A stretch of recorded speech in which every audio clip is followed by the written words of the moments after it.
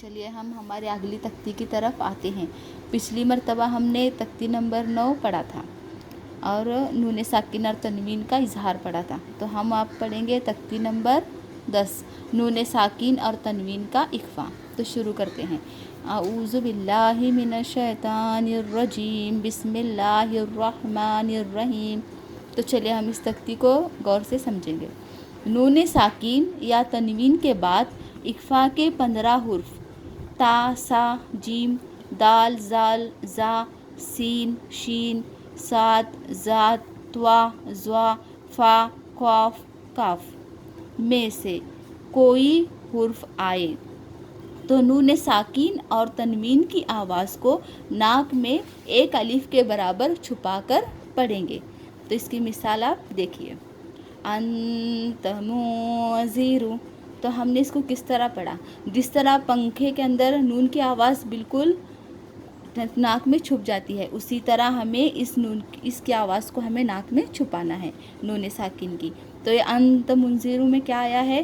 نون ساکن۔ نون ساکن کے بعد تا یعنی یہ حرف اخفا کے 15 حرفوں میں سے تا آیا ہے، اس لیے ہم اس کی آواز کو بالکل چھپا کر پڑھیں گے، ایک الف کے برابر چھپا کر پڑھیں گے۔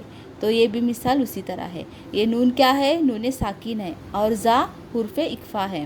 یہاں پر بھی اسی طرح ہے، یہ نون ساکن ہے اور یہ سا اخفا ہے۔ تو اس کو کس طرح پڑھیں گے؟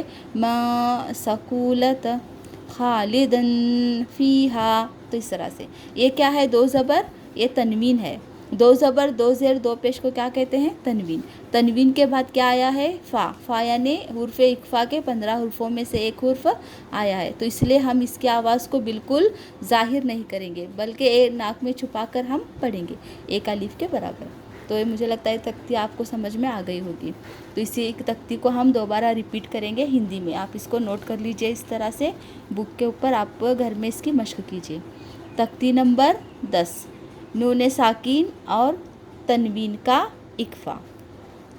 نون ساکن اور تنوین کے بعد حرف اخفا کے 15 حرف میں سے، یہ حرف اخفا کے 15 حرف ہیں، ان میں سے کوئی حرف آئے تو نون ساکن اور تنوین کی آواز کو ناک میں چھپا کر ایک الف کے برابر پڑھیں گے۔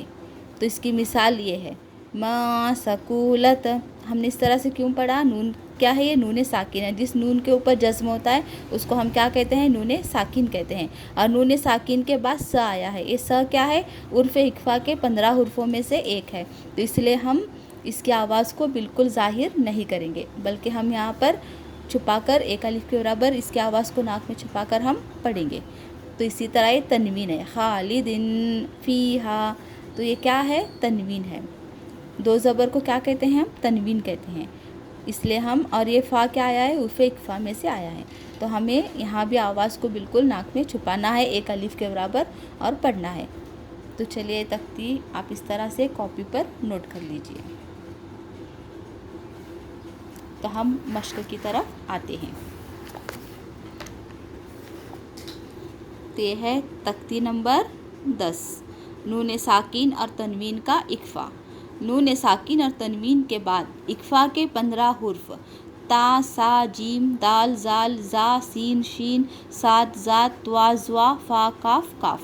اس کو یاد کرنا ہے بالکل، اس کو 11 مرتبہ آپ گھر میں پڑھیے کہ تختی آپ کو بالکل یاد ہو جائے، اور اسی حرف کو 15 حرفوں کو آپ کو یاد کرنا ہے۔ میں سے کوئی حرف آئے تو نون ساکن اور تنوین کی آواز کو ناک میں چھپا کر ایک الف کے برابر ناک میں چھپا کر ہم پڑھیں گے۔ تو چلیے مشق۔ انت منذر ما ثقولت فانجیناہم ما دخلہ وانذرہم انزلنا عن سبیلہ من شیء تعصرون عن ضیف مئتین ینظرون خالدین فیہا لاہیۃ قلوبہم خراما کاتبین۔ تو اس طرح سے آپ کو مشق کرنی ہے۔ اگر اس میں بھی آپ کو سمجھنے میں کوئی دقت آتی ہے تو ہمیں کمنٹس کر کے بتائیے، ہم اس کو اور تھوڑا ڈیٹیل میں آپ کو سمجھائیں گے۔